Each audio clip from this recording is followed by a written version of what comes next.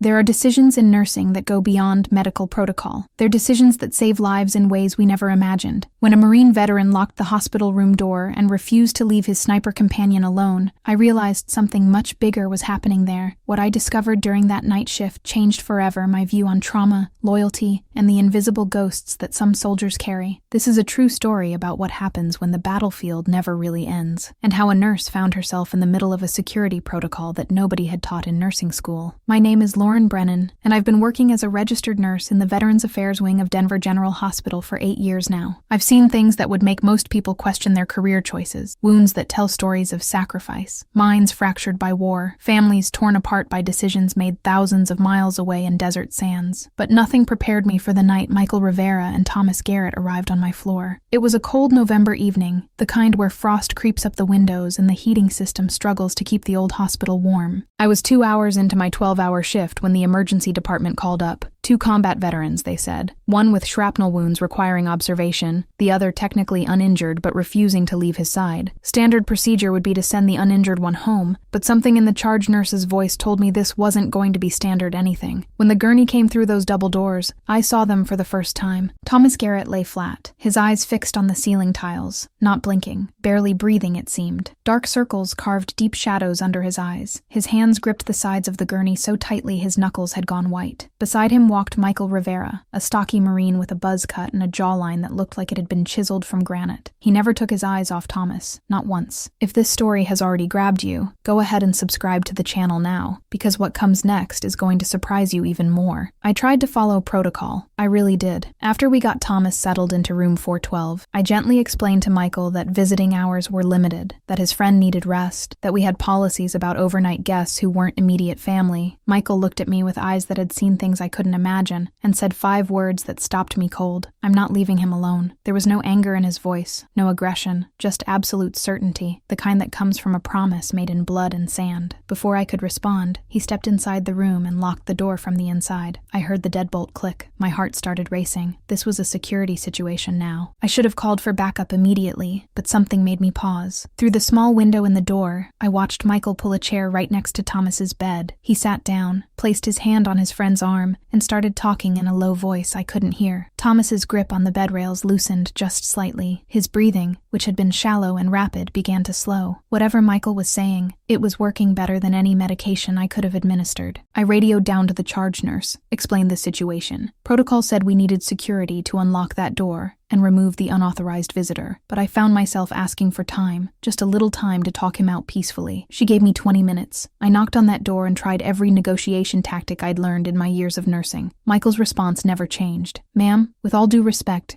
I can't do that. Not even for a second. Thank you for staying with me this far. It shows you feel the same thing I felt when I lived through all of this. So go ahead and subscribe and hit that bell, because what comes next changes everything." I needed to understand who these men were. Back at the nurses' station, I pulled up their medical records, and the story that emerged made my chest tighten. Michael Rivera, 32 years old, Marine Corps Infantry, 3 deployments to Afghanistan. Thomas Garrett, 34, Marine Scout Sniper, 4 deployments. Their service records overlapped during their second tours. The incident report told a story written in military brevity, but heavy with meaning. 15 months ago, their unit had been conducting a routine patrol outside Kandahar when everything went wrong. Insurgents had set up a complex ambush, coordinated fire from 3 positions, designed to pin down and eliminate the entire squad. Thomas had been positioned on overwatch, 500 meters away on a rooftop, when he spotted the trap before it fully sprung. According to the after-action report, Thomas had eliminated 7 enemy combatants in under 4 minutes, suppressing 2 machine gun nests and taking out an RPG team that had Michael's position directly in their sights. He'd saved 11 lives that day, including Michael's. The citation for his Bronze Star with Valor device was attached to his file, but there was more. 3 weeks after that firefight, Thomas had been providing cover for a humanitarian convoy when an IED detonated prematurely. He wasn't physically injured, but something broke inside. The report mentioned traumatic brain injury screening, psychological evaluation recommendations, return to duty status approved. Those 3 words, return to duty approved, felt like a betrayal written in official language. Now I want to hear from you. Where are you watching this story from? Write it in the comments. It's incredible to see people from so many places following stories like this, and if you haven't subscribed yet, do it it now, because this story goes deeper than you think. My 20 minutes were almost up. I approached the door again, but this time I wasn't trying to enforce policy. I was trying to understand. I knocked softly and said I just wanted to talk. Nurse to patient. No security. No threats. After a long pause, Michael cracked the door open about 6 inches. His eyes were red. He'd been crying. "You don't understand," he said, his voice rough. "You can't understand. Tommy doesn't do well alone. He sees things, hears things that aren't there anymore but feel real enough to kill you." I asked him what he meant. Michael looked back at Thomas, who sat rigid in the bed, staring at the far wall like he was watching something none of us could see. "He's back there," Michael explained. "In his head, he never left Kandahar. Right now, he thinks this hospital room is a bombed-out building, and he's on watch. And any second, someone's going to kick in that door and light us up. If I leave, if he's alone when that happens in his mind, he might—" Michael's voice broke. He couldn't finish the sentence. He didn't have to. I asked about family, about emergency contacts. Michael shook his head. "Tommy's parents died when he was 19. No siblings. No wife. I'm it. I'm all he's got." The weight of that responsibility sat visible on Michael's shoulders, pressing down like physical force. This wasn't just friendship. This was survival. 2 men who'd kept each other alive in hell now trying to do the same thing in a hospital that suddenly felt very far from safe. I made a decision that could have cost me my job. I told Michael I'd handle it, that he could stay, but I needed him to unlock the door. Hospital policy for patient safety. He studied my face for a long moment, searching for trustworthiness, then slowly turned the deadbolt. That small sound of metal sliding felt like a peace treaty being signed. Over the next hour, as I checked Thomas's vitals and changed his dressings, Michael told me the rest. The part that wasn't in any official report. 3 weeks before they'd arrived at my hospital, Thomas had locked himself in his apartment bathroom with his service pistol. He'd written goodbye letters to the 11 men whose lives he'd saved, including Michael. He'd loaded a single round into the chamber. Michael had a key to Thomas's apartment. They'd exchanged keys after returning stateside, a pact between brothers that they'd check on each other. That morning, Michael had a feeling. He called it a combat intuition, that same 6th sense that had kept him alive overseas. He'd driven across Denver in rush-hour traffic, ran 3 red lights, and kicked in Thomas's bathroom door to find his friend sitting on the tile floor, gun in hand, tears streaming down his face. He couldn't do it, Michael said, his voice barely above a whisper. Not because he wanted to live, but because he couldn't stop thinking about how whoever found him would have to clean it up. That's Tommy. Even at his lowest, he's thinking about everyone else. Michael had taken the gun, flushed the bullets, and made a promise right there on that bathroom floor. He would never let Thomas be alone with his demons again. Not for 1 minute. That promise had held for 3 weeks until tonight, when Thomas collapsed from infected shrapnel wounds he'd been ignoring. Wounds from that IED explosion 15 months ago that had never properly healed because he'd refused consistent medical care. His fear of hospitals, of being alone in unfamiliar places, had nearly killed him through neglect. The irony wasn't lost on any of us. A man who'd survived multiple combat deployments nearly done in by his own mind. I looked at Thomas, really looked at him. His eyes were moving constantly, scanning, assessing threats that existed only in memory. His hands trembled slightly. Every time someone walked past the door, his whole body tensed like a spring wound too tight. This wasn't just PTSD. This was a human being, trapped in a war that everyone else said was over. That by morning, word had spread through the hospital. The Marine who locked the door had become a situation requiring administrative review. I was called into my supervisor's office at 7 in the morning, still in my scrubs, exhausted from the night shift. 3 people sat around that table. My nursing supervisor, the hospital security director, and a representative from the hospital's legal department. They wanted to know why I hadn't followed protocol. I told them everything. The suicide attempt, the bathroom floor promise, the way Thomas's breathing stabilized when Michael was near, the medical records showing 4 deployments and 0 adequate psychiatric follow-up. I told them that sometimes nursing means seeing beyond policy to the human being in front of you. The legal representative wasn't impressed. She talked about liability, about unauthorized persons in patient rooms, about what happens if something goes wrong. But my supervisor, Maria Chen, a 60-year-old nurse who'd worked in veterans care for 35 years, held up her hand. "Let me ask you something," she said to the legal rep. "If we separate them, and Thomas hurts himself on our watch, what's the liability there?" The room went quiet. Maria continued.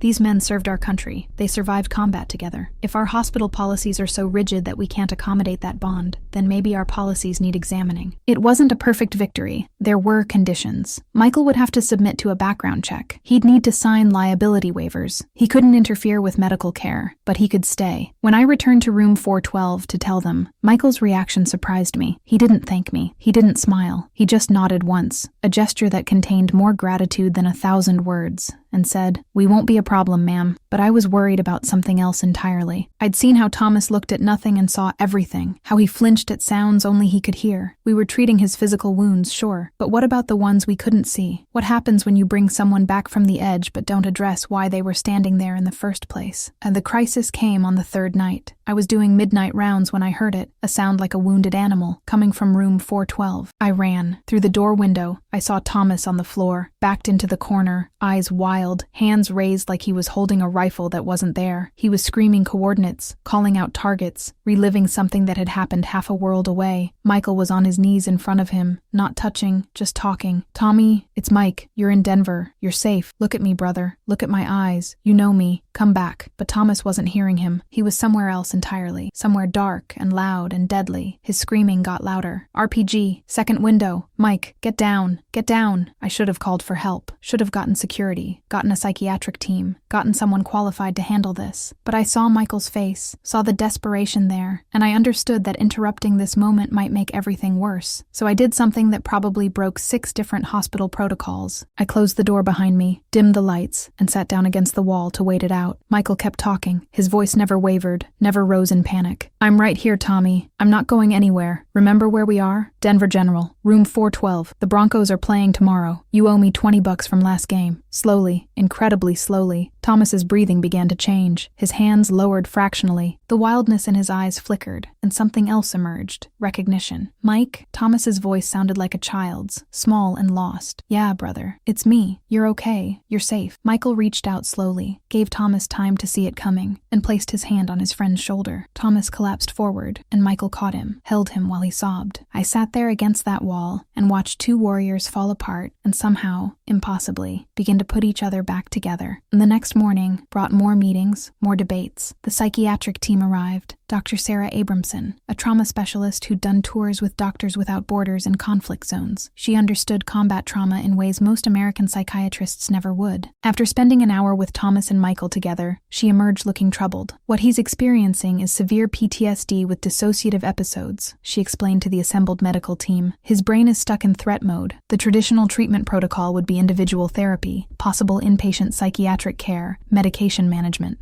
But here's the complication.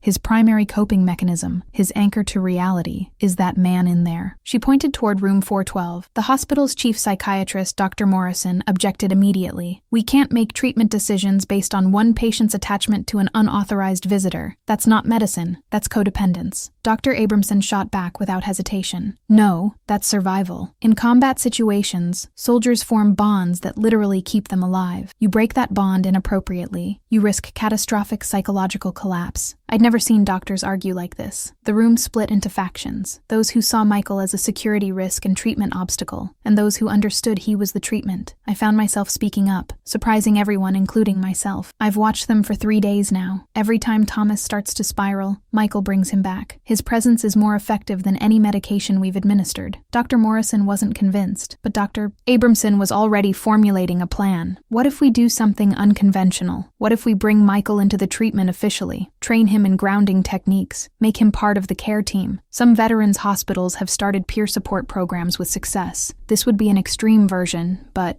She trailed off, letting the possibility hang in the air. The debate raged for another hour. Hospital policy versus patient need, liability versus compassion, rules versus results. In the end, Dr. Abramson's reputation and experience tipped the scales. We'd try it her way, but under strict supervision. Michael would undergo training, Thomas would receive intensive therapy, and I would be their primary nurse, responsible for monitoring the situation. Over the next 2 weeks, something remarkable happened. Dr. Abramson worked with Michael, teaching him professional grounding techniques to supplement his instinctive ones. He learned about triggers, about flashbacks, about the neuroscience of trauma, but mostly, he learned that what he'd been doing all along, just being present, just refusing to leave, was exactly right. Thomas began opening up in therapy sessions. With Michael beside him, he could finally talk about the things he'd kept locked away. He talked about the faces of the men he'd killed through a sniper scope, how he could see their expressions at the moment the bullet hit, how those faces visited him every night. He talked about the 11 men he'd saved, and the 3 he hadn't, the ones who died before he could get his shots off. "I keep trying to figure out the math," Thomas said during one session I observed. Does saving 11 lives balance out taking 30? Does it make me a good person or just an efficient killer? Dr. Abramson didn't give him easy answers. She helped him understand that trauma doesn't work on a balance sheet, that his brain was trying to process impossible situations, that healing wasn't about forgiveness or math, but about learning to exist in the present instead of the past. Michael shared his own story too, how he carried survivor's guilt for every brother who didn't make it home, how he woke up some mornings angry that he was alive when better men weren't, how saving Thomas from that bathroom floor had given him a purpose, a mission that made his survival feel earned. I failed a lot of guys over there, he said, his voice cracking. I couldn't fail Tommy too. That's when I truly understood. They weren't just helping each other, they were saving each other. Michael needed to be Thomas's anchor as much as Thomas needed him to be it. This wasn't codependence. This was two broken people creating something whole between them, a structure that could hold them both up when the weight became too much to carry alone. And Thomas was discharged after 16 days. His physical wounds had healed, and his mental health treatment plan was in place. Ongoing therapy with Dr. Abramson, medication management, and a revolutionary addition. Michael, as his official peer support partner, trained and supervised through the VA's new Combat Veteran Support Program. It wasn't standard, it wasn't by any book, but it was working. On their last day, Michael found me at the nurse's station. I wanted to thank you, he said, for not calling security that first night, for listening, for seeing us as people instead of problems. I told him I was just doing my job, but we both knew that wasn't quite true. I'd gone beyond my job. I'd trusted my instincts over my training, and somehow, impossibly, it had worked out. Thomas joined him, walking slowly but steadily. He looked different than the man who'd arrived on that gurney. His eyes, while still carrying shadows, could focus on the present now. He could smile, though it was small and hard-won. "Ma'am," he said, and his voice was stronger than I'd ever heard it. "Thank you for not giving up on us." As I watched them leave, Michael's hand on Thomas's shoulder, both of them walking toward whatever came next, I thought about all the things they don't teach you in nursing school. They teach you about medications and procedures, about protocols and policies, but they don't teach you about the moment when you have to choose between the rule book and what your heart tells you is right. I learned something profound during those 16 days. Sometimes the strongest medicine isn't something you can inject or prescribe. Sometimes it's simply the presence of someone who refuses to let you face your demons alone. Sometimes healing looks like a Marine locking a door and making a promise he'd die before breaking. And sometimes being a good nurse means recognizing that and protecting it, even when every policy says you shouldn't. The battlefield never really ends for some soldiers. It follows them home, hides in quiet rooms, waits in the dark. But neither does brotherhood. Neither does the promise to never leave a man behind. And if we're lucky, if we're paying attention, we get to witness what happens when those two forces collide, when love and loyalty prove stronger than trauma and fear. This experience taught me that not all healing comes from a medical procedure or a medication. Sometimes the most powerful medicine is simply not leaving someone alone with their demons. I want to know what you think about this. Have you ever had to make a decision that went against all the protocols, but deep down you knew was the right thing to do? Leave it in the comments, because I read every single one. And if this story touched you in some way, subscribe to the channel. I have many other real nursing stories that will make you see healthcare in a completely different way. And don't forget to watch the recommended video next. It's another story that will leave you speechless.